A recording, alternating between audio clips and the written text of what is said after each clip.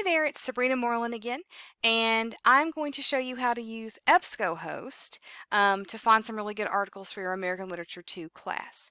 Now, you may or may not have used EBSCO Host before. What you should know about it is it searches many databases at once that are all EBSCO Host products. So we're going to narrow that down a little bit to search databases that are just related to literature. So let's go ahead and click into this link. We're on that page of English databases. And so I click on EBSCO Host, and then to actually get to the page I need to search, I need to click on this first link also. And so now I'm on this page that may look really familiar if you used Academic Search Premier in the past, or Psych articles, or something else owned by this database company. So before I do anything, just to give you an idea of how many results you could get in this database, I'm going to type in Henry James and not change anything else and hit search. And you'll see I get 7,000 and some results, which is way more than we've seen in the other databases so far. And so this could be all kinds of different types of writing about James or just including Henry James. So we want to narrow that down. And so what we're going to do is we're going to go up to Choose Databases, and we're going to deselect what's checked here. So we're going to have to hit this little check mark twice, and that gets rid of the ones that are checked. And now we're going to just put the ones in that we want it to use in the search. So I'm going to click on the ebook academic collection. Even though I've done a video for you all on this database, you could check this and it would search that as well without even having to go into that database if you don't want to. I'm also going to check humanities full text. This is a good database for literature, religion, philosophy, the arts.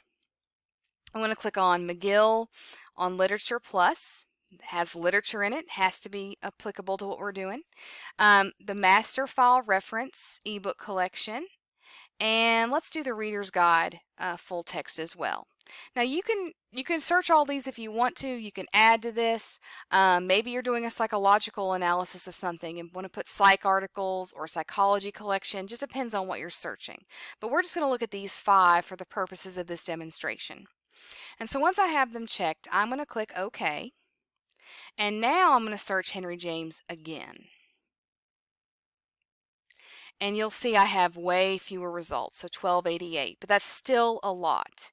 So on the left of my screen, I could click on just Academic Journal, which would eliminate the ebook results. I could click on Subject and click on one of these options. Maybe I get more ideas for search terms like realism or something like that. I could change the language, and then I could also just decide to look at just one of these databases as well. So maybe McGill on Literature Plus. So it just depends on how you want to conduct your search. But we're going to want to narrow this down by adding additional terms to these boxes. So I could put in the turn of the screw, or fear or paranoia. Or I could think about those different types of literary criticism I talked about in a previous presentation video. So I might try this time putting in historical or, oh goodness, historical criticism. That might be the approach I'm taking for my research. So, or says it could be Henry James and historical, or Henry James and historical criticism. So this gives me more options by using or. I'm going to hit search. And now I just have 123 results, which is really manageable. Again, I can decide if I maybe don't want to use an ebook anymore. I could just click on journals and get 25. The subjects have changed a little bit, so all kinds of good ways of sort of narrowing this down. So I might just want to look at academic journals just to see what happens. So I could click that box, and now I just get these articles. And so I could see, once again, just like we've been doing in these databases, which ones stand out. And already, this talks about India, but an historical reading of The Turn of the Screw talks about the work I'm including. So I could go in here and see what this is about and see if I want to use this. Now, on the right of our screen are our different features for saving information and so forth in this database. So when you sort of hover at the top, you can download, you can print it off, And on the far right, there's an email icon, there's a hyperlink, or a permalink rather, to get the link to this direct page. So all kinds of ways of saving this. And we also have a citation tool. So this little yellow paper here, when we click on that, it brings up this box and we scroll down.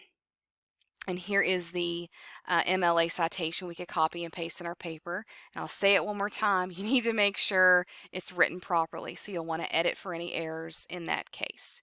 But that's just a very quick overview of how to use EBSCO Host.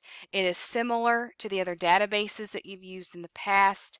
You just want to narrow it down based on those databases that are searched. If you search everything that it offers, then you're going to have way, way too many articles and responses more than likely. So you just want to narrow that down and utilize those filters on the left of the screen to get more precise results, more relevant results. Again, if you have any questions about this database or any of the databases that we've talked about, please reach out to me. I'll be happy to help you find search terms and relevant articles and with those citations. So thanks for listening.